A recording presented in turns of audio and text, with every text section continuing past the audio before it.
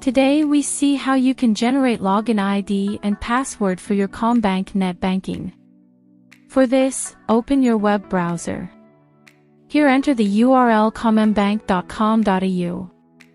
After the site is opened, click on Log On present at top right corner. Now choose NetBank Log On. Here tap on Register for NetBank now.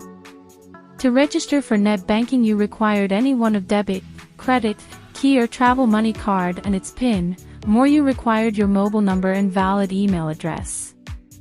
After having all these things ready, here you have to enter your card number. Select card holder type and enter card PIN.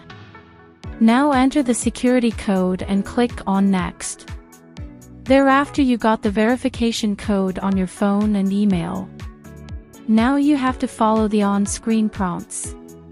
By following it properly you successfully register and receive your online NetBanking user ID and password.